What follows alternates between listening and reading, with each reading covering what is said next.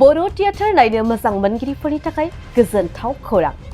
चिरां बिजनियाव जोनोम मोननाय उपेन केरकटारीजों दिहुनजानाय आलाय अरन थियेटारखौ मैया शुक्रबार खालि रायजो राजाफोरनि थाखाय बेखेवना होबाय। मख'नो गोनांदि बे थियेटाराव बर' सावथुन मुलुगनि फावखुंगुर दिनेश रामसियारि, नेरसोन बसुमतारी आरो फावखुंग्रि लीना बसुमतारी बिथांमोननि गाहाय फाव खालामनायखौ नुनो मोनगोन।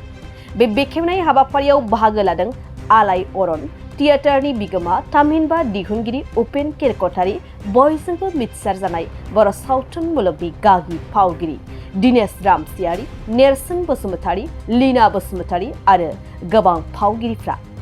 खौरांनि सिगाङाव आलाय अरन थियेटारनि दिहुनगिरि उपेन केरकटारीया बुङोदि देग्लायजों बे थियेटारखौ दिहुननाया 5थि खेब जाबाय आरो 5थि खेब दिहुननायावनो गुबुन थियेटारफोरजों फेर फाथिनो हानाय जाबाय। बिनि थाखाय जोबोद खुसि होनना फोरमायो।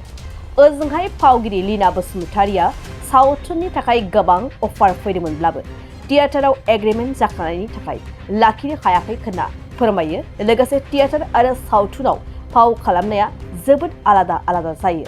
मानोना सावथुनाव केमेरानि सिगाङाव खालामो आरो थियेटाराव थोंजों नायगिरिफोरनि सिगाङाव फाव खालामनांगौ जायो। बेनिखायनो थियेटाराव फाव खालामनायाव एसेब्लाबो गिनाया सोमजिदों होननाबो फोरमायदों फावगिरि लीना बसुमतारीया। खुलुमबाय। गिबियावनो बड'लेण्ड बुब्लि अनसायगिरि गासैनिसिमबो गोसो गोरबोनिफ्राय खुलुमनाय सिबिनाय बावहरनाय जाबाय। आं दंफैयो नैबे चिरां जिल्ला बिजनीनि सिङाव थानाय फस्लाबारि गामियाव। बेवहाय बर'निनो मोनसे बाहागो होननानै बुंनांगोन जाय थियेटार आलाय अरन थियेटार, बियो चिरां जिल्लानिनो फानबारि ओनसोलाव जोनोम मोननाय।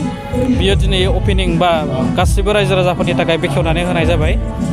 सानथामनि हाबाफारि लानानै नैबे फस्लाबारि गेलेग्रा फोथाराव दिनै सानथामनि हाबाफारिजों बेखेवनाय जादों। बिदिनो दिनै सेथि हर बेवहायनो जों बाहागो लाफैनानै जे गासिबो महरगिरिफोरनिफ्राय जों माबायदि बिथांमोना माबायदि प्रेक्टिस खालामनानै दिनै माबायदि जे फाव खालामगोन बिनि सायाव गासिबो रायजो राजा नायगिरि नोंथांमोननिसिम लानानै फैगोन। लोगोसे जाय आलाय अरन थियेटार बिनि बिगोमा उपेन केरकटारी बिथांजोंबो जों दानदिसे मोगा मोगि खालामनानै नोंथांमोननो जे माखासे बाथ्राखौ मिथिहोनाय जागोन। गिबियावनो खुलुमग्रोनाय थाबाय। लाइफआवनो फार्स्ट टाइम एबार थियेटाराव आगान होबाय। माने डिफारेन्टआ बेनो आरो केमेरानि सिगाङाव एक्टिं खालामनाया आलादा। दाथ' जोङो पाब्लिकनि सिगाङाव एकदमबारे डाइरेक्टलि लाइभ माने एक्टिं खालामनाय जाहैगोन। एसे गोसोआव गिखांनायबो मोनो खारन जोङो केमेरानि उनावसो एक्टिं खालामोमोन नालाय। नायनोसै माबायदि जायो। बोथोराबो एसे बोरैबा अखानि थाखायनो फार्स्टआव जों फावसायनांबाय। दिनै साननै थानानै दिनै लाफिनबाय जोङो आगान होफिनबाय। आसा खालामो जों गासिबो मोजाङै मोजां खामानि मावलांनो हागोन आरो नायनोसै अडियेन्सनिफ्राय माबायदि माबा मोनो बेखौ। फैदोंमोन नाथाय खालामनो खाबु मोनदिया। थियेटाराव एग्रिमेन्ट जाखानायनि थाखायनो माने रिहार्सेलनि थाखाय जोङो 1 मान्थनिफ्रायबो बारा जादों जोंना रिहार्सेला। बिनि थाखायनो लानो हादिया आरो। गिबियावनो रादाबगिरिफोरखौ नोंसोरखौ बरायना लाग्रोबाय आङो। आंनि फार्स्ट टाइम जाहैबाय नैबे थियेटाराव हाबनाया सावथुन मुलुगनिफ्राय जेनेबा थियेटारनि एक्सपिरियेन्स लानाय होनजासिगोन दा दिनै गिबि हर गिबि दिनै प्रिमियार श' होनजासिगोन जों थियेटारनिखौ। नाजादों जों बेसेबां हायो मोजां खालामनो नाजादों आरो सिगांनिख्रुइ जेनेबा जों आपग्रेड खालामनो नाजादोंमोन। खिन्थु बे बुस्थुआ साक्सेस जाहैगोन ना जाहैया दा जोंनि पाब्लिकनिफ्राय जों कमेन्टखौ मोनसिगोन। आरो दिनै गिबि सान आरो आसा खालामो जोंनि टिमा मोजाङै खालामनो हागोन आरो जोंनि लाइटआनो जा मिउजिकआनो जा जोंनि एक्टिंआनो जा गासै जेनेबा ज' जानानै जाहाथे जों स्ट्रं टिम मोनसे बानायनो हायो आं बेखौनो आसा खालामो बहुद डिफारेन्स दङ बै डिफारेन्सआ जाहैबाय एक्टिं बाथ' डिफारेन्स गैलानो खिन्थु किसुमान डायलग थ्रु आरो जेनेबा फ्रेमनि बिखय जों फ्रेमाव जेनेबा एक्सप्रेसन होनाय जायो बेयाव जाबाय जों पाब्लिकनि जों स्टेजखौ कभार खालामनो गोनां जायो बेनो मोनसे डिफारेन्सआ बेनिखायनो जोंनो मोजां डाइरेक्टरबो गोनांथि जायो थियेटाराव दा डाइरेक्सनथ' होदों खिन्थु आरो जाहाथे उनाव जोंनि मोजां थियेटारखौ डाइरेक्सन होग्रा ओंखारो एबा स्क्रिन प्ले खालामो मोजां आर्ट खालामो बिदि खालामनो हायोब्ला जोंनि थियेटारा साक्सेस जायैनि खोथा गैया आं बेखौनो आरो नायनोसै माबायदि मोनो थियेटार खालामनानै दिनैसो गिबि सानथ' आरो उनाव मोनथिलांसिगोन आरो बोरै जागोन पाब्लिक कमेन्टआनो आं बेखौनो रियेल होनना सानगोन आरो पाब्लिकआ जा कमेन्ट होयो आं बेखौनो एग्रि खालामना लागोन थेंक इउ आलायारन थियेटार होननानै बुङोब्ला दिनै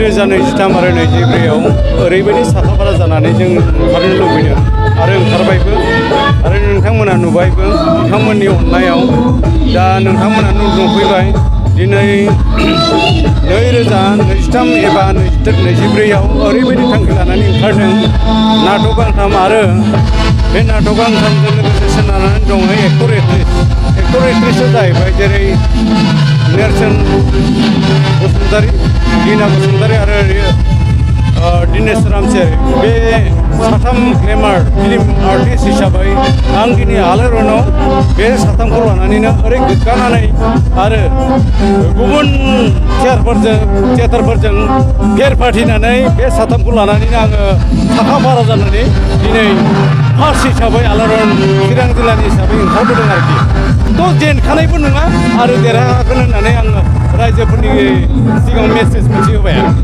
आलायारन थियेटारखौ आङो दिन्थिफुंनानै ओरैबायदि एक्सपिरियेन्स मोनबोदों बेयाव आंनि एसेल' जा बिटिसि आरो सरकारनि एसेल' हेफाजाब नांगौ खिन्थु आं मोनाखै खिन्थु हेफाजाब मोनोब्ला माखासे फिल्म आर्टिस्टफोरखौ लानानै आङो बर'नि गेजेराव ओरैबायदि गुबुननि सिगाङाव ओरैबायदि साखाफारा जानानै दिन्थिनो गोसो जादों खिन्थु नाथाय आङो सरकारनि जेबो अनसुंथाइ मोनैनि जाहोनाव आलायारन थियेटार हिसाबै आङो धार दुफार लानानैबाबो माखासे आर्टिस्टखौ लानानै आं दिनै बर'नि गेजेराव ओरैबायदि दिन्थिफुंनो लादों आलायारन थियेटार हिसाबै मोनथाम नाटक लानानै आरोखि गुफुर दावखा निर्मल ब्रह्मनि धेमाजि डिस्ट्रिक्टनि सेमेन्सापुरि बेनिफ्राय एफेक्सन हिसाबै आंनो बिगोमा उपेन केरकेटारिनि एफेक्सन आरोखि ना बेनिफ्राय दा गोरबोनि बिबार बे नबकुमार दास बेखौ जोङो सासे मानगोनां पानबारि ओनसोलनिनो बिनद बर'नि राव दानस्लायगिरि गोरबोनि बिबार आरो मोजां जादों बिथांमोना जेरै ग्लेमार एक्टर एक्ट्रेसफ्रा जिबायदि एक्टिं खालामदों बेखौ आं बिराद मोजां मोनदों आरो बे नाटकखौ साक्सेस खालामगोन होननानै बिराद आंहा गोरबोआव थारमाने उइनार जादों आरो आंनि गोरबोआ बिराद साक्सेस खालामदों रिहार्सेलाव आरोखि ना रायजोफोरा मा मोनो मिथिया आं बेखौ खिन्थु रिहार्सेल समाव जायनि जाहोनाव टिकेट दानलायनाय जादों रावबो थियेटारा रिहार्सेल समाव टिकेट दानामोन देग्लाय बोसोराव आलायारन थियेटाराव रिहार्सेल समाव गोरबोनि बिबारानो जा एफेक्सनानो जा बा गुफुर दावखायानो जा टिकेट दानलायनाय जादों बिनि थाखाय आं दिनै मा मेसेज होबावनो मोजां जागोनखौ आं रायजोफोरनो मेसेज होबाय आरोखि सावथुनाव फाव खालामै गोबां मुंदांखा जाबोनाय जा लिना आरो लोगोसे नेरसोन बिथांमोना नैबेहाय आलायारन थियेटाराव बेयाव फाव खालामदों गाहाय रल लादों दा बे समाव बिथांमोना फोरमायदों जे सावथुनाव फाव खालामनाय आरो थियेटाराव फाव खालामनाय बे जोबोरैनो आलादा बेखौ बिथांमोना फोरमायदों लोगोसे सावथुननि जे एक्सपिरियेन्स बेयो आरो थियेटारनि जे एक्सपिरियेन्स बेयो जोबोरैनो आलादा बिथांमोना फोरमायदों लोगोसे जाय आलायारननि बिगोमा उपेन केरकेटारि बिथाङाबो जे फोरमायदों थियेटारखौ बिथाङा दिहुननाया दिनै एबारजों 5थि खेब जाबाय होननानै बिथाङा फोरमायदों लोगोसे 5थि खेबाव बिथाङा जे एक्सपिरियेन्स मोनदों बे एक्सपिरियेन्सखौ बिथांमोना नोंथांमोननि सिगाङाव फोरमायबाय लोगोसे बिथाङा बुंदों जे बर'नि जे मुंदांखा महरगिरि दिनेश नेरसोन आरो लोगोसे फावखुंग्रि लिना बि साथामखौ लानानैनो बिथाङा गोहो बोलो लानानै जे आवगायदों बा गुबुन गुबुन थियेटारफोरजों फेर फाथिनो नैबे समाव नैबे स्टेजसिम सफैदों होननानै बिथाङा फोरमायदों। दा बे समाव मा मा फोरमायगोन नोंथांमोना मिथिखाबाय। बड'लेण्ड बुब्लिनि जानानै चिरां जिल्ला बिजनि महकुमानिफ्राय आं सुनिल बसुमतारी, जानबुं नाम्बार 8135852040। गोजोन्थों। सेरफांगुरियाव बाजाज बाइक लानो गोसो गुदुं सुबुंफोरनि थाखाय गाहाम खौरां। सेरफांगुरियाव थानाय पंका एन्टारप्राइज बाजाज श'रुमा फैगौ 25 सेप्तेम्बरनिफ्राय 29 सेप्तेम्बरसिम मेगा लन काम एक्सचेन्ज मेला खुंफुंगोन। बायगिरि बिथांमोननो आरसि इन्सुरेन्स लाफानानै 10,999 रां बेसेनावनो लवेस्ट डाउन पेमेन्ट होनानै बाइक लानो हागोन आरो 500 रां होग्रोनानै गोसोबायदि बाइकखौ आवग्रिना दोननो हागोन। नोंथांमोना सेरफांगुरियाव थानाय पंका एन्टारप्राइज बाजाज श'रुमजों लोगोसे कसुगाव फेस्टिभ आउटलेट आरो सराइबिल फेस्टिभ आउटलेट ब्रान्च श'रुमावबो खुंफुंजानाय मेगा लन काम एक्सचेन्ज मेलायाव फैनानै नोंथांनि लुबैनाय बाजाजनि बाइकखौ लांफैनो हागोन। पंका एन्टारप्राइज बाजाज श'रुमा लोगोसे मोजां अफार लाफादेरदों। 5 लिटार पेट्रल फ्रि, गंनि हेलमेट फ्रि, केस होनानै बाइक बायगिरिफोरनो 2,000 रां केशबेक हरफिननाय जागोन आरो मेगा लन काम एक्सचेन्ज मेलायाव बाइक बायगिरिफोरनो 1 बोसोरनि थाखाय 2 खेब फ्रि वाशिं होनाय जागोन। आबुङै मिन्थिबावनो थाखाय 6003817191 9101547892 आरो 9101598021 जानबुं नम्बराव खौरां लाहरनो हागोन।